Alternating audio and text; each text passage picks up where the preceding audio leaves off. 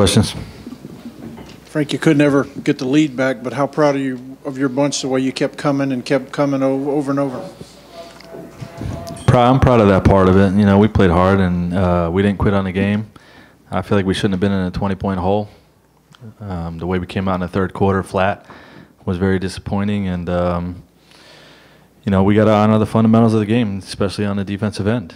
You know, getting back in transition and hitting your man on a shot. Okay, and when we continue to have breakdowns like that, we're going to continue to lose games.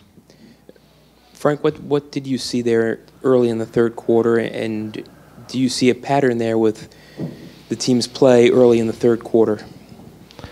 I don't really see a pattern with it. You know, I got to go back and look at the tape. It just seemed like they executed better during that stretch. You know, they went on a quick, I think, 8-0 run.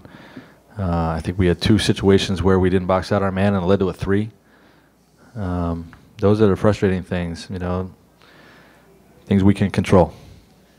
Frank, you started the fourth quarter with a small lineup, and you had, I guess you used that some in the first half too. That seemed to be the most effective way to battle Cleveland tonight? Well, it wasn't that quarter. You know, it depends who they have out there.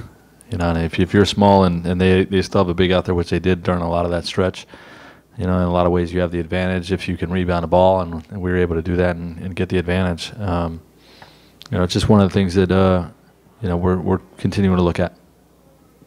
Coach, Mario Hezonja in the fourth quarter guarding LeBron James. How happy and impressed are you the way he handled LeBron, especially late in the game? Yeah, you just got to try to stay in front of him. You know, that's all you can do. And Rio did a good job of that, trying to play him without fouling. And he's got good size. You know, Mario does. You know, he struggles against speed and against chasing shooters. You know, but a big guy like LeBron is a power driver. He usually does a decent job in those situations. And he did good tonight. And he was good on the offensive end as well. Frank, you mentioned failure to box out led to 3-pointers. I think the one that sticks out was where Isaiah Thomas, the shortest guy on the floor, grabbed it. Smith, Love, corner 3. How frustrating is that to see where the shortest guy in the league grabs a uncontested offensive rebound? And no, we talk about it every day. We work on it on a ridiculous level, and you know, it's part of what has to change for us to become a winning team. You know, we've got to we got to box out our man on every shot. It's a elementary school fundamental that we continue to break down on, and it hurts us.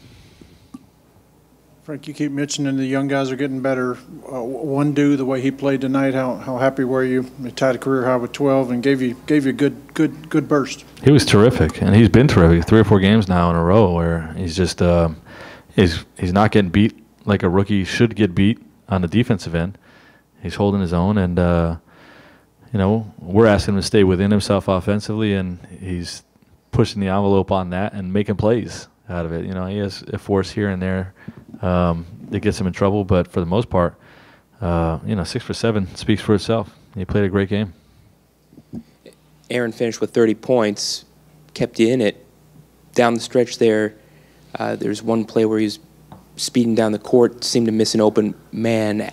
How much of a temptation is it for him to try to take too much on himself at a time where the team is a bit limited, certainly limited by injuries? Well, that's probably my fault. You know, I didn't give him a rest at the quarter break, which I thought about. But we're down 18 or 20 or whatever it was, and